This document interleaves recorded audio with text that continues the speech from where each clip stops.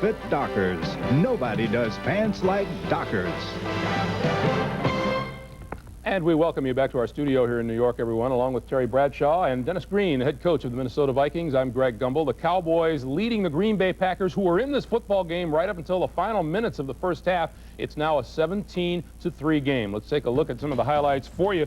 Packers not fooled at all by the fake punt here. And Terry, you didn't like the idea of the fake punt. Well, it automatically told me that the Cowboys have no respect for Green Bay, because you just don't do that when you're on your own 30-yard line. Second quarter, down 3-0. Aikman goes up top to Alvin Harper. Alvin Harper, 6'3", Terrell Buckley, 5'9", a mismatch. Excellent throw, kept it up high for him. Aikman did. Harper with a big catch. And then a fumbled kickoff return allowed the Packers to get this one just before halftime. Aikman to Jay Novacek as they capitalize. It is a 17-3 Dallas Cowboy lead.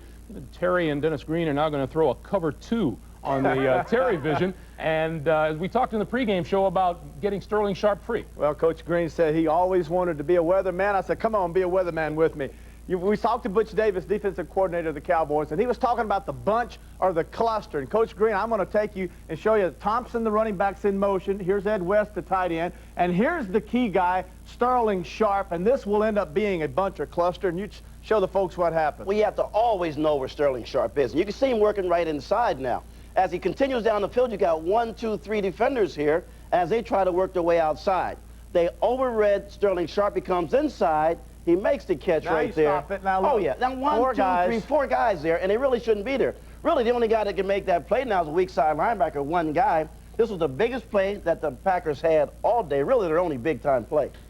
And got nothing out of it. I think that's probably the key here, Coach Greg, is the fact that of the 2 turnovers that Green Bay had, plus the big play to Sterling Sharp, they only have 3 points for it. And then the horrible mistake on the kickoff, the fumble that gave the Cowboys life. You take that away, you got a 10-3 game, and Green Bay has played well enough so far in this game to be right there to win it, and now, I don't know. Now, what does Mike Holmgren do now in the second half? Well, the big thing, they've gotten behind. They have to somehow try to mix it, because they cannot win this game trying to throw every single down.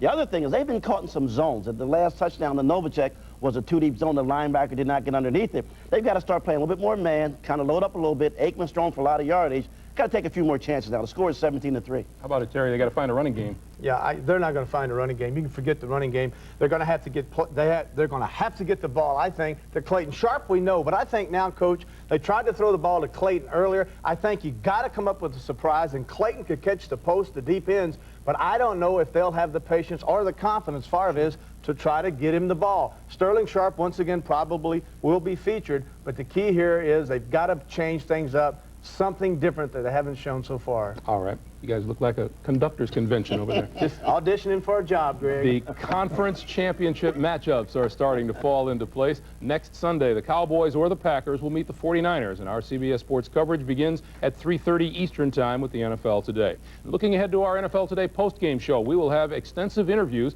a report on the Kansas City-Houston AFC Divisional Playoff, and all the latest sports news and information. Plus, we will talk live with a Buffalo Bill, Bill Brooks, the hero of yesterday's victory in Orchard Park. And later today at 3:45 Eastern Time, we have Big Ten college basketball in store for you. Number 10, Michigan, with the Fab Four, visits Bobby Knight's 11th-ranked Hoosiers. And we will send it back out to Jim Nantz and Randy Cross at Texas Stadium when our CBS Sports coverage of the NFC Divisional Playoffs continues after this word from your local station.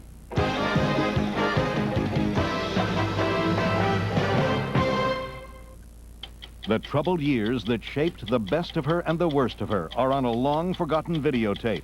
And guess who's got that tape? 60 Minutes, tonight.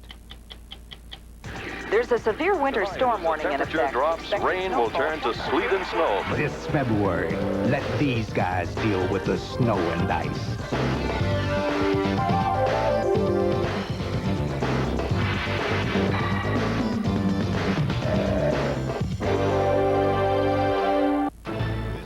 CBS.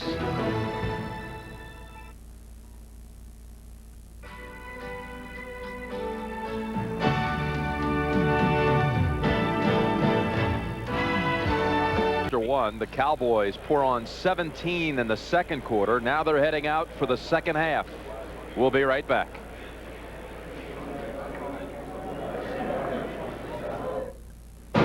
Enterprise Rent-A-Car. Look to us for special delivery. Call us. We'll arrange to pick you up at your home, office, or repair shop. That's special delivery. That's enterprise. You know, winning a Super Bowl was great, but now I'm winning with Interstate Batteries. We won the ultimate now. CBS Sports coverage of this NFC Divisional playoff game is sponsored by Geo Prism, available at your Chevrolet Geo dealers. Miller Lite, great taste, less filling. Can your beer do this?